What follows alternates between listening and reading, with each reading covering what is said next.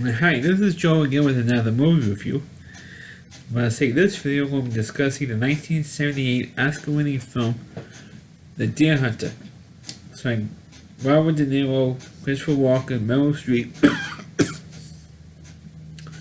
And let me tell you, even though this movie is considered one of the greatest films of all time, it was 53rd on the list of AFI's list of the 100 greatest films of all time, on the 10th anniversary list, and it's won 5 Academy Awards and the 1979 Oscars for the movie year for 1978. But let me tell you, I was never so bored in my life as watching this movie.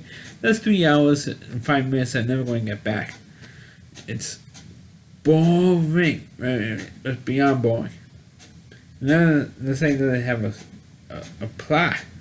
It's just boring. Boring actors, boring storyline. I'm not saying that Robert De Niro is not a boring actor, but it's a boring. There's no real chemistry there. It's just like all these actors are like sleepwalking through this film. I mean that's what I felt like to me. This film, of course, stars Robert De Niro, Christopher Walken, and I forgot who the other guy was. 3 friends who grew up in a small town in Pennsylvania, they're all from a Russian American heritage.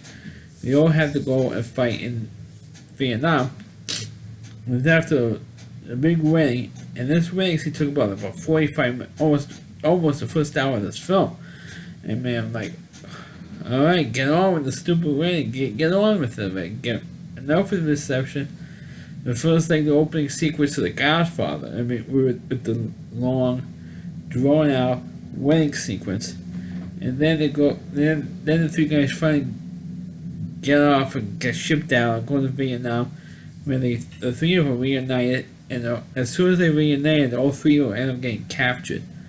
And for some reason, as soon as they get captured, they're in the POW camp, and they playing of the Viet Cong. We're playing Russian roulette with these guys.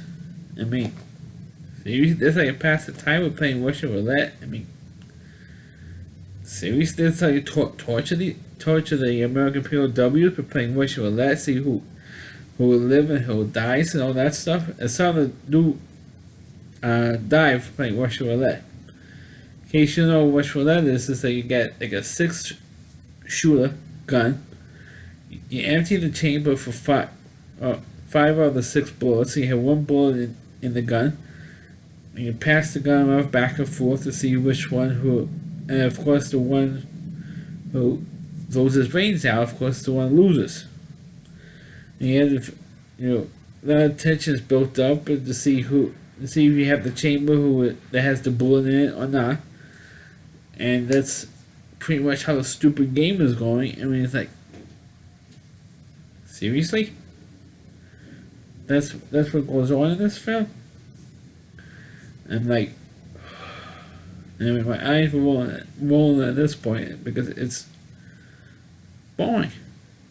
It's a boring plot. And I'm not knocking the actors, I'm not knocking anybody really. It's just that the movie was just boring. It's boring to watch. I mean,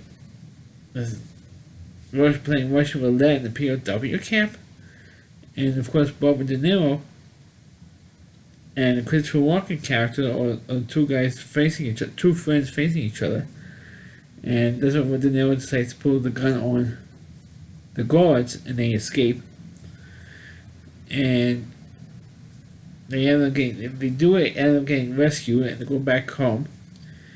But one of the characters, I think the Christopher Walken character, he gets his legs broken and ends up losing his legs. Spoiler for those of you that haven't seen the movie. And of course, the other guy, Nick. Nick was the Christopher Walken character, I should say. He got my character mixed up. The actors mixed up. The other actor, who I forgot the guy's name, lost both of his legs, on the rescue attempt.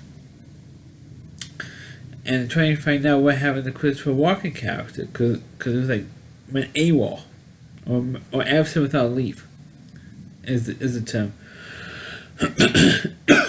And of course, Robert De Niro's character is trying to find this guy, tracks him down, and Christopher Walken character gets into with a guy who was a gambler in Vietnam, and he does the continues with the Russian roulette game, and he keeps winning. The Christopher Walken character, he keeps winning and winning and winning. He just happens to get out of it by winning all the time. The Russian roulette, he's never lost. And of course, De Niro tracks him down and tries to talk him out of it, saying, "Hey, I'm Mikey, don't you recognize me?" And at first he doesn't recognize him, but then eventually he does. And Christopher Walken turns the gun on himself and he kills himself. Yeah.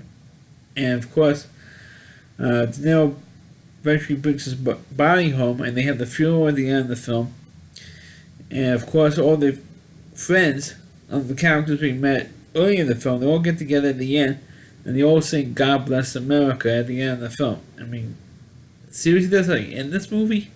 I mean, I watched 3 hours of this thing, and it ends with all the cast members singing "God Bless America," which is like the worst song ever written by Irving Berlin. The worst, right? Because of course, if you've watched my previous videos, you know my beef with "God Bless America" is the worst song ever made. The only thing that was just as bad as that is "Don't Worry, Be Happy" with Bobby McFerrin, right?